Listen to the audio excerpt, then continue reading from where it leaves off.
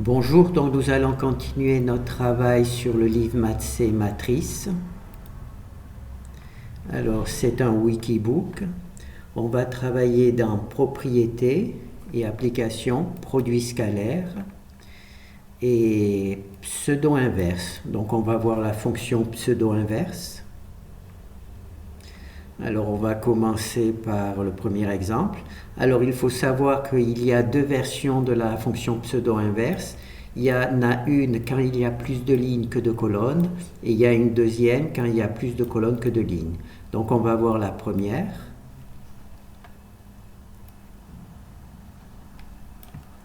C'est la version qui a plus de lignes que de colonnes.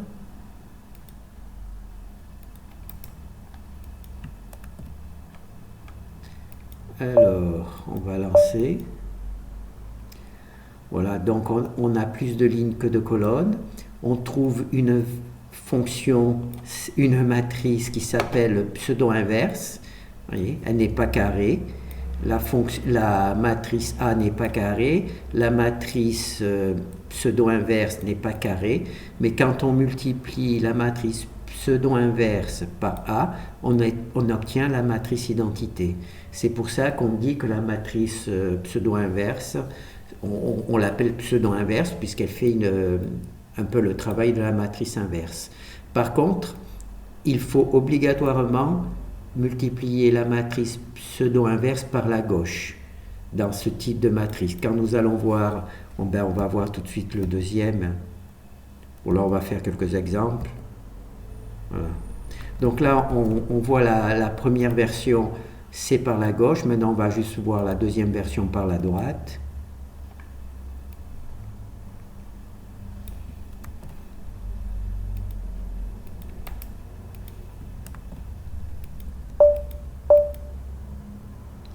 Voilà, cette fois-ci, il y a plus de colonnes que de lignes. D'accord? A a 1, 2, 3, 4, 5 colonnes et 3 lignes. On a aussi une matrice pseudo-inverse. Et là, il faut multiplier A par la matrice pseudo-inverse. D'accord? Pour obtenir la matrice identité. Celle-là, elle est peut-être moins utilisée. Je ne sais pas, j'ai pas trouvé d'application pour ce genre pour la matrice par la droite. Enfin, c'est possible. Donc on va récupérer la première parce qu'elle est plus utilisée. Et on va faire un petit travail et on refera le même avec la deuxième.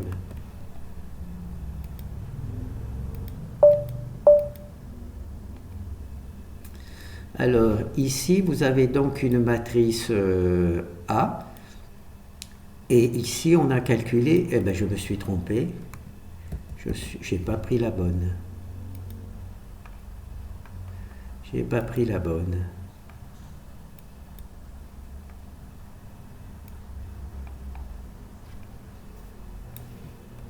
Je veux celle qui a plus de lignes que de colonnes.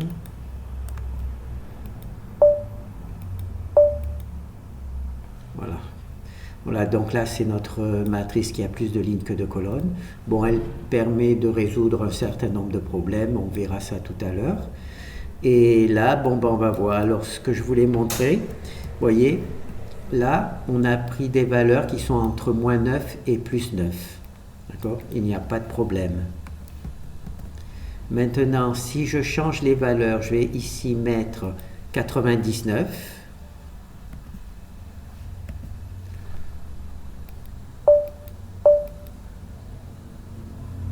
Alors ici, normalement, il devrait y avoir toujours la matrice identité, puisqu'ici, on multiplie en gros l'inverse par A.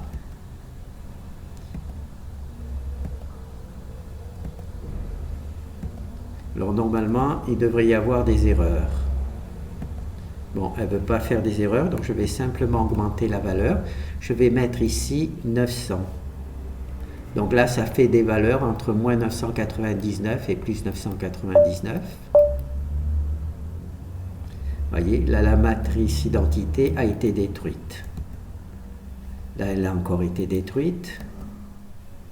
Là elle a encore été détruite. Alors, comme je vous ai montré peut-être dans un truc précédent, j'ai donc mis un facteur. Et ce facteur permet justement de résoudre ce problème. Donc là, on va d'abord voir comment. Donc je vais mettre ici, je multiplie ici par moins 1, c'est-à-dire que c'est ce type de valeur qui va être travaillé, mais on travaillera toujours avec la matrice A. Là, c'est juste pour vous montrer. Voilà. De nouveau, on a là les bonnes valeurs.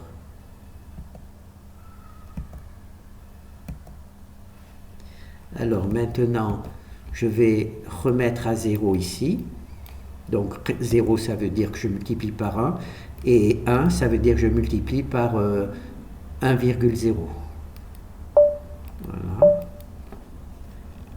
Là, on voit que véritablement, ça ne marche pas. Hein.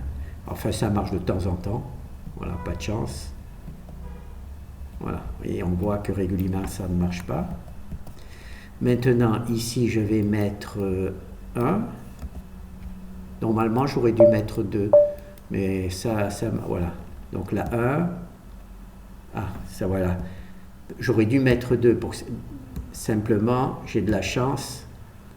Vous voyez, il y en a une au moins qui marchait. Donc maintenant, je vais mettre 2.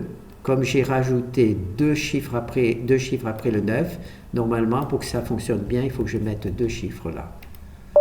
Voilà. Ah non. Voilà. Donc, oui, oui, oui. Quand je dis oui, c'est simplement le fait qu'il y ait toujours la diagonale. Il y a toujours la matrice identité. Bon, maintenant, ce que je vais faire, je vais rajouter 2 9. D'accord? Donc, naturellement, si je conserve ici, il va y avoir des problèmes. Tout de suite. Vous voyez? Tout de suite, la matrice identité est détruite. De temps en temps, bien entendu, ça passe. Mais on voit que régulièrement, la matrice est détruite. Les chiffres sont assez importants pour X, pour A. Donc maintenant, comme j'ai rajouté 2 chiffres, là, je vais y rajouter 2 aussi. Donc ça va être 4. Et là, la matrice identité revient. Voilà. Donc là, j'en fais plusieurs pour vous montrer la matrice identité. Je vais même peut-être agrandir la taille des matrices. Donc c'est une matrice ici, comment ça s'appelle, de 5 lignes et 3 colonnes. On va marquer par exemple 8 lignes et 5 colonnes. Voilà. Le tout, c'est qu'il y ait plus de lignes que de colonnes. Voilà, donc c'est déjà de grosses matrices. Et on a toujours la matrice identité. On a toujours la matrice identité. On a toujours la matrice identité. Maintenant, je vais vous montrer comment la faire disparaître. Il suffit qu'ici, je mette par exemple 2. Si je mets 2, normalement... Voilà. Vous voyez, la matrice identité est détruite. Parce que les valeurs sont vraiment très grandes. Voilà. Donc là, je vais remettre 4. Donc en gros, c'est ça. Vous partez de 9. D'accord? Vous ajoutez, pardon, au début, il y a 0. Hein. Ici, quand il y a 9, vous mettez 0 ici pour le facteur. Si vous rajoutez un 9, donc ça fait 99, vous mettez un facteur 1. Si vous mettez 9, 9, c'est-à-dire 9, 9, pardon, 2, 9, vous mettez 2. D'accord? Donc là, vous le remettez. Ensuite, vous supprimez là. Si vous mettez 3, 9, 1, 2, 3, vous mettez 3. Ici. D'accord? On peut essayer. Hein? Oh non, ça ne va pas, puisque là, il faut le mettre ensemble. Voilà. Ça fait de gros chiffres, mais on a toujours la matrice identité. J'espère que ça ne va pas me contrarier. Non, on voit toujours qu'il y a toujours la matrice identité. Voilà, d'accord. Donc ça, c'est la truc. Alors maintenant, on va voir dans la fonction pseudo-inverse.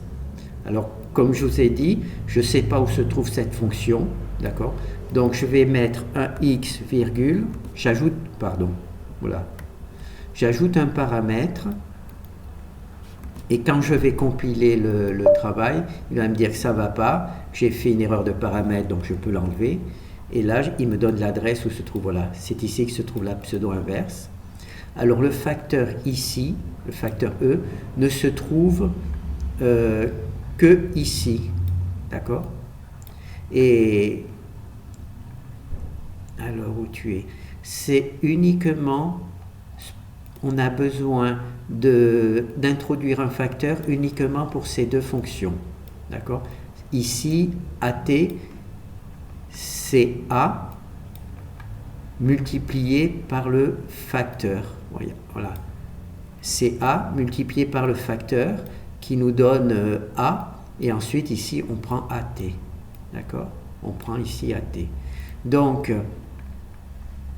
on a besoin de la multiplication du facteur que pour ces deux fonctions. D'accord? Ici, on appelle la fonction la matrice A, mais la matrice A, c'est la vraie, sans les facteurs. Si vous mettiez ici le facteur, ça marcherait encore, mais il faudrait le multiplier par l'inverse au niveau du truc. Bon, je préfère pas en parler. Si vous mettez, le mieux, c'est que l'on mette la factorisation uniquement pour le calcul de U et de V, comment ça s'appelle, des vecteurs propres, non, des vecteurs singuliers, puisque c'est les vecteurs singuliers. C'est la fonction singulière. Donc uniquement pour calculer les vecteurs singuliers, U et V. D'accord? Ensuite, pour le reste de la matrice, la fonction pseudo-inverse, il fait appel ici à la matrice A, mais là, on met vraiment la vraie valeur. Si vous mettiez le facteur, il faudrait remultiplier une deuxième fois pour le retrouver. D'accord? Voilà. Bon, ben, on peut le faire. Le mieux, c'est que je vous le fasse. Donc là, je vais vous mettre, là, vous avez, il y a grand A, je vais mettre petit a, et vous allez voir ce qui va se passer sur la truc. Donc là, c'est bon.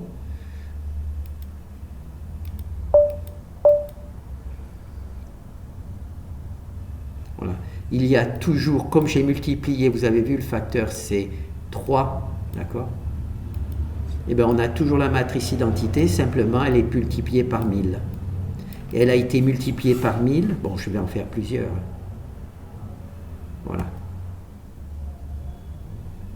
Et elle est multipliée par 1000.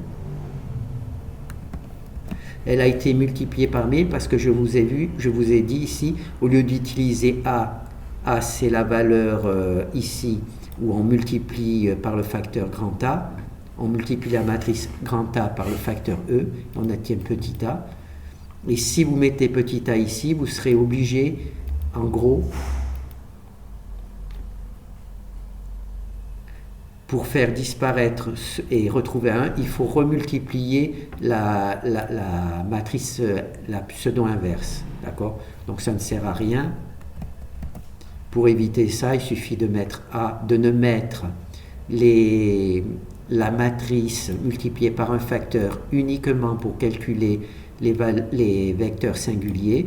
Pour les autres calculs, on maintient grand A, on maintient la matrice normale et tout se passe bien. Donc maintenant, on va refaire.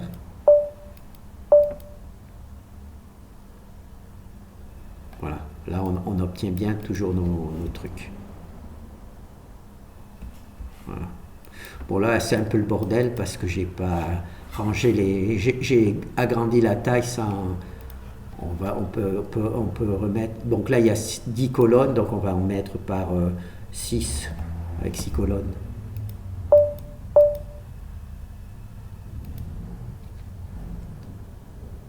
Voilà.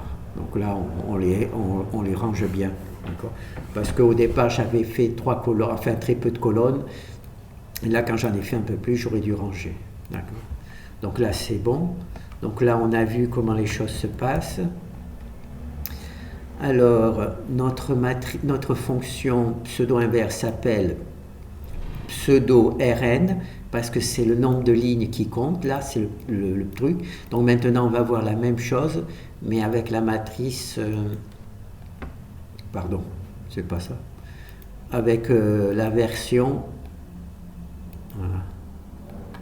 Là il y a, c'est pseudo-Cn, d'accord, alors qu'ici c'est pseudo-Rn. Là c'est plus de lignes que de colonnes. Là, c'est plus de colonnes que de lignes. Donc, on va récupérer. Je vous ai déjà montré. Maintenant, on va faire le même travail.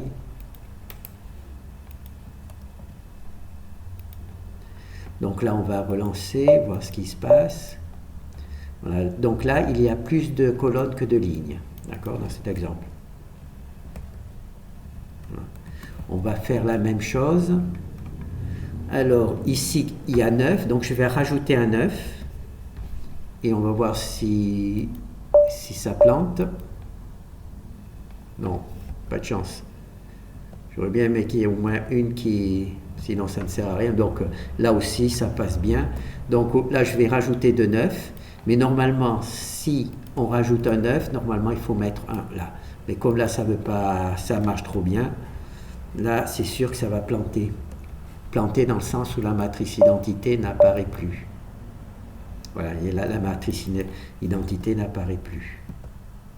De temps en temps, elle apparaît. Voilà. Alors là, c'est pour ça que j'ai introduit le facteur E. Donc là, je vais mettre 2. Comme j'ai rajouté 2 chiffres, je vais mettre 2 chiffres là. Et là, normalement, il ne devrait plus y avoir de problème. Là, c'était des nombres entre moins 9 au départ. C'était des nombres entre moins 9 et 9. Et là, il y avait 0. D'accord? Ensuite, j'ai fait 99. Bon, ça a bien fonctionné, même avec 0. Et ensuite, maintenant, j'ai rajouté encore un 9. Donc, ça fait entre moins 999 et plus 999. Donc là, il y avait combien? Ben, on va laisser 0, comme ça sera encore plus marquant. Ah, ben, même avec... voilà. En règle générale, la truc ne fonctionne plus. Même si de temps en temps ça passe. Là, j'ai donc rajouté par rapport au 9 2 chiffres. Donc là, je vais simplement mettre 2. Et là, tout va bien se passer.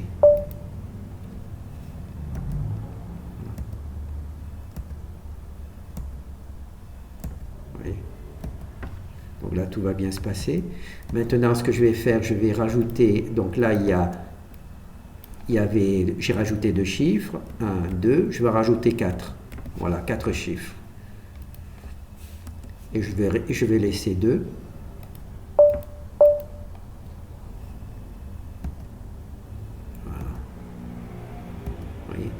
Là, la matrice identité est détruite. Donc, ce que je vais faire maintenant, comme j'ai rajouté ici, j'ai rajouté ici 4 chiffres, je vais tout simplement mettre 4 ici.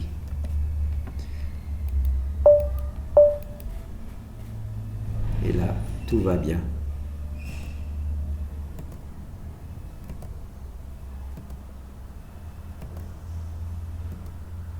J'en fais plusieurs.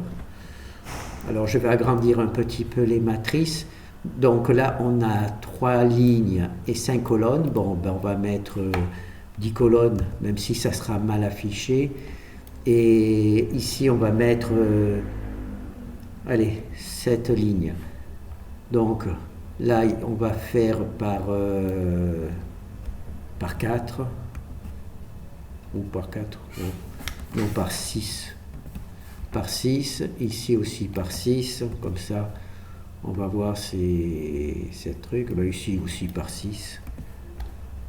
Ce qui compte surtout c'est la matrice identité, donc là les matrices sont très grandes, ça c'est juste la matrice A, et voilà la matrice A. Par contre la matrice identité, je ne suis pas obligé je peux garder 10, La matrice identité, elle prend pas beaucoup de place.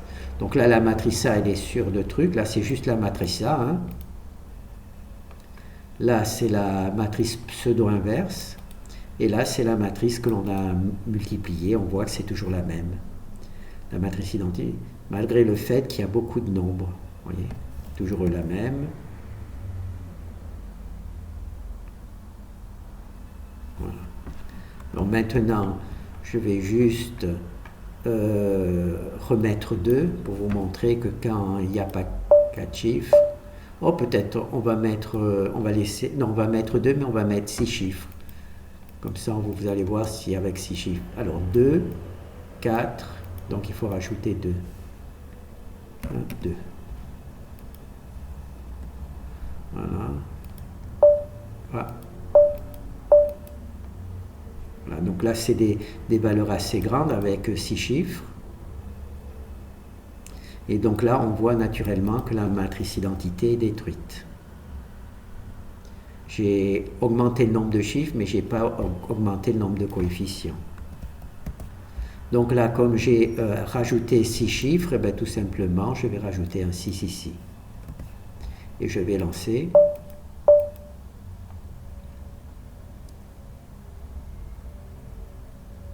Là, je joue avec la vie. Hein.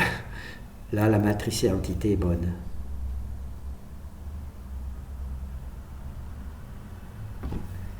Ce que je vais faire, c'est la matrice identité, je vais faire avec 4 chiffres après la virgule.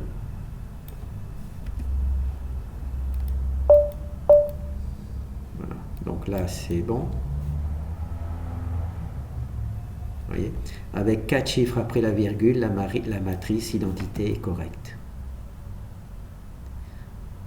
Et là, on fait des chiffres vraiment très très gros. Hein.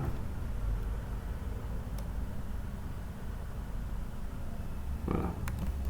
C'est des chiffres très très gros puisque c'est alors 3 et 3. Donc je pense que c'est le million. Enfin, ça fait 9 millions. D'accord? Donc ça, c'est bon. Là, je vais remettre à 0. Ça ne sert à rien de... Donc on va juste vérifier que tout marche bien. Donc là, c'est la matrice inverse, et là, on a bien notre matrice. Alors, je vais reprendre l'exercice. Donc ici, je ne sais pas où se trouve cette fonction. Donc je rajoute un paramètre, par exemple x. J'essaie de compiler. Là, il me dit qu'il y a une erreur, donc je retire mon paramètre, puisque c'est une erreur. Et ça me permet d'aller sur pseudo-inverse. Et là, on voit que c'est le Cn. Alors que l'autre c'était Rn. Alors c'est ici qu'il y a le facteur qui rentre. Alors ici on a notre petit a, c'est le grand A multiplié par le facteur. Et là aussi petit a ne va être utilisé que pour calculer les vecteurs singuliers. D'accord ? Quand on va avoir besoin de A pour faire les calculs ici, pour par exemple calculer la CB, mais c'est A, c'est pas grave. Hein. Voilà. Quand on va avoir besoin de A pour calculer par exemple S, la matrice diagonale, on utilise vraiment le grand A. D'accord ? Donc ça, on va le refaire.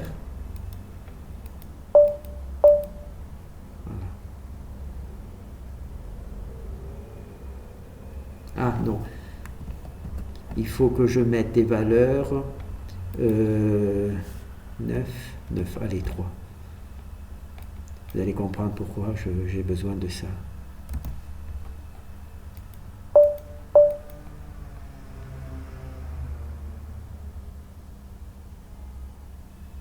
Voilà, là donc j'ai bien ma matrice identité, mais si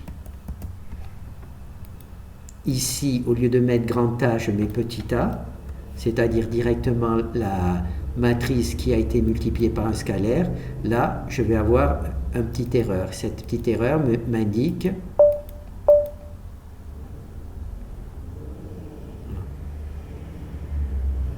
j'ai toujours la matrice identité, simplement elle a été multipliée par 1000. Et ce 1000, ça correspond à cette valeur-là. Donc il faut avant, si vous faisiez ça, il faudrait avant de récupérer la matrice inverse, il faudrait la remultiplier par l'inverse de 1000, d'accord? Et naturellement, c'est pour ça que ici, on utilise bien le A avec facteur pour obtenir les vecteurs singuliers U et V. Là, il faut utiliser le A. Par contre, ici, il ne faut surtout pas utiliser le A avec facteur, parce que cela va vous obliger, avant de récupérer la pseudo-inverse, de nouveau le remultiplier par l'inverse de 1000. D'accord, pour le truc. Donc, c'est pas une erreur de mettre A ici, petit a, et ici grand A. D'accord, c'est juste pour vous expliquer le truc.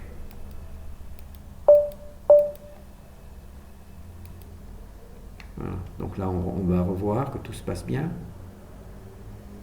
Voilà, on a bien notre matrice standard. Donc là, on a vu les deux, la présentation. Donc on a vu la matrice pseudo-inverse quand il y a plus de lignes que de colonnes. On a vu la matrice pseudo-inverse quand il y a plus de colonnes que de lignes. L'une c'est lignes plus de colonnes, l'autre c'est colonnes plus de lignes. Et on a vu le facteur, comment ça s'appelle? Le facteur qui permet d'introduire des valeurs beaucoup plus importantes dans une matrice. D'accord? Donc là, c'est les facteurs de contrôle. Hein. Je ne sais pas comment on peut appeler ça.